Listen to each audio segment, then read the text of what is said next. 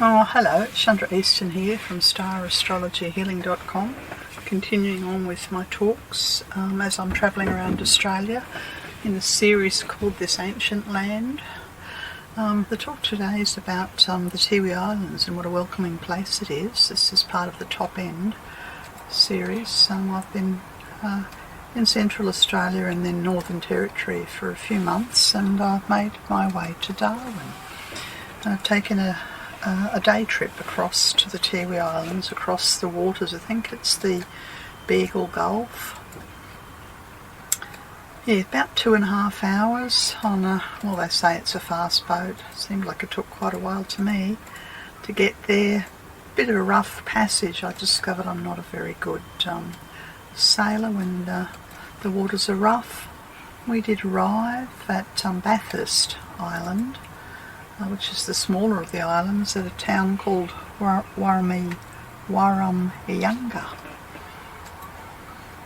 Yes, so let me tell you my impressions from the island. It was very, very heartwarming for the welcome to country that came when we entered into the territorial waters of the Tiwi Islands.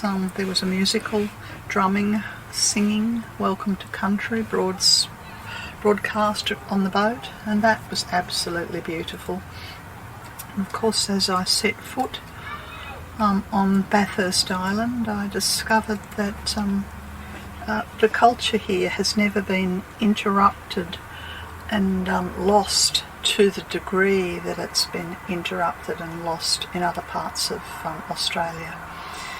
I think there's a few reasons for this. Possibly one is because these are islands off the coast. Another is because they were very fiercely defended by the Tiwi people. The Tiwi Islanders had, they refer to themselves as the wee people because they consider the Tiwi Islands to be kind of central, the only people. And even though they'd had connections with, I think it was the Dutch in the 18th century and the French in the 19th century and the Macrassans from Indonesia, from Sulawesi, as early as the 17th century, I think, they'd never been invaded, apart from when the British finally came and the British missions came and the Catholic mission, and the evidence of the Catholic mission is strong on the islands. But the thing that struck me was the art. The art's everywhere on public buildings, and there aren't that many of them. There's not that very many towns. I think in the museum I came upon this beautiful, what I'd assume to be oyster shells filled with ochre from the different colours. It was wonderful to read of this gentleman whose name I can't remember, who was the instigator of Tiwi Arts and the bringing of the culture and tourism, the culture and the art of the Tiwi people into the modern world through tourism. There's so much fine printing and sculpture. Yeah, these beautiful little badges which I think represent the different clans and the ceremonies everywhere you walk, and I just spent several hours walking around Warumiyanga. I come upon the pictographic images of island life, you know, and there's the boats because of course it's islands, there's the warriors going out, there's the animals, the birds, the fish, the creatures in the sky, there's ceremonial pictographs, there's basket weaving, it's all captured. There's a lot of birds in the sculpture because of course it is island life and it is South Pacific.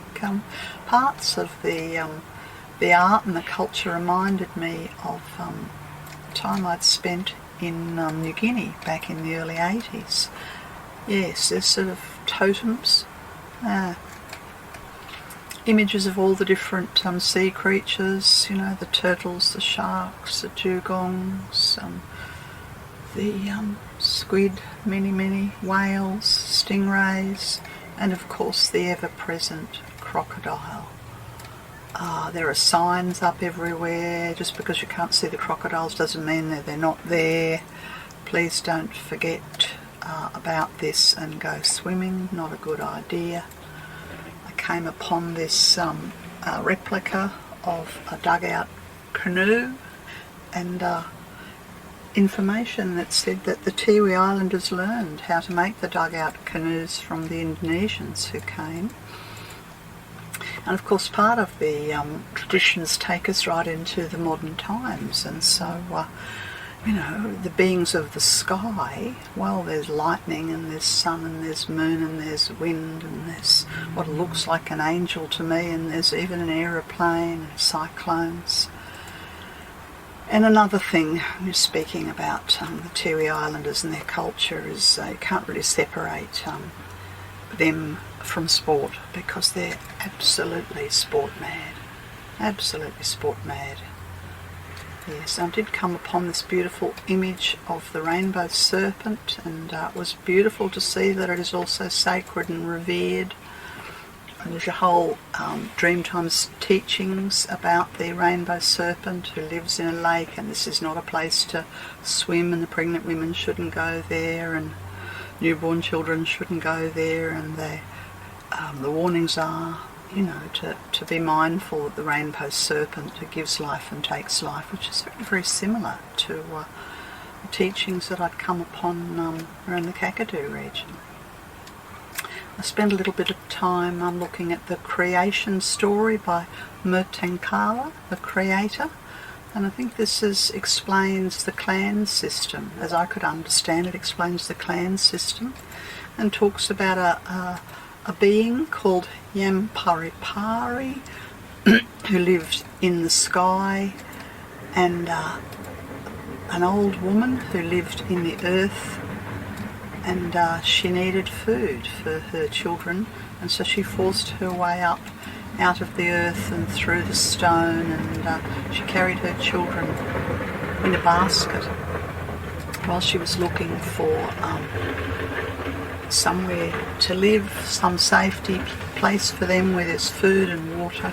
And as she crawled on her hands and knees, carrying her children in a basket and then on her back, this explains how the actual topography and the land mass of the islands was formed from her hands and knees as she crawled.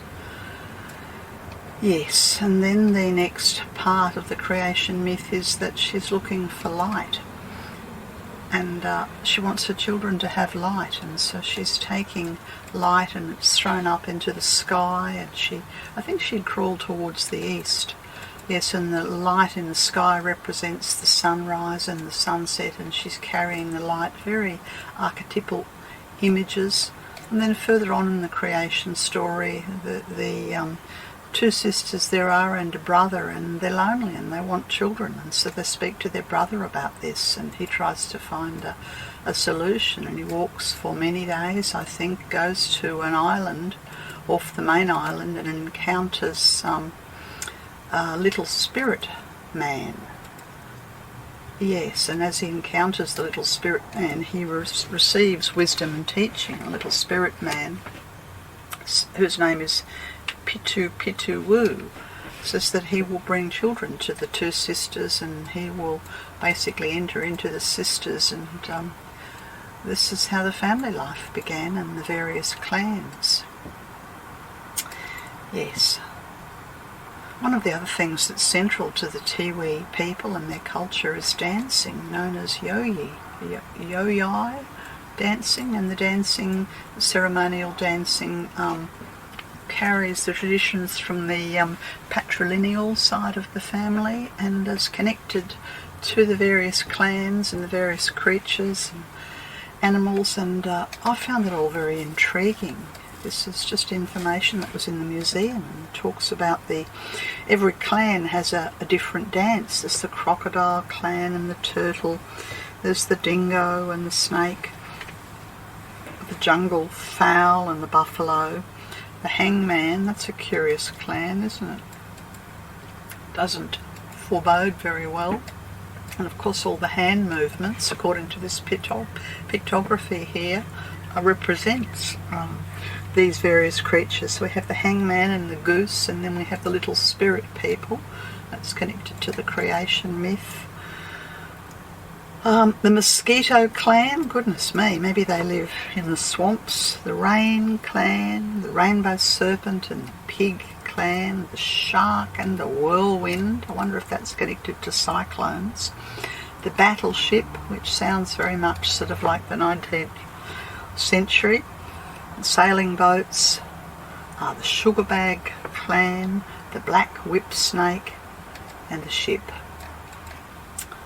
Well, this all sounds very intriguing to me, these different clans, and how the dancing is both for joyful ceremony and for sorrowful ceremony. Another thing that I discovered through wandering around the island was that the Catholic mission is very intrinsic. I don't know when they came, probably early in the 20th century, I would say. And there's an old kind of derelict. I don't think it's used anymore, I might be wrong. I did walk up to the old church and saw a sign that said that Mass still happens there, but it looked pretty derelict to me. The old church bell. And here's an intriguing image of the totemic sculptures of the Tiwi people that are obviously part and parcel of the Catholic mission. And then further on, as in my wanderings, I came upon what we would describe, I suppose, as an open-air church. It's not completely open air.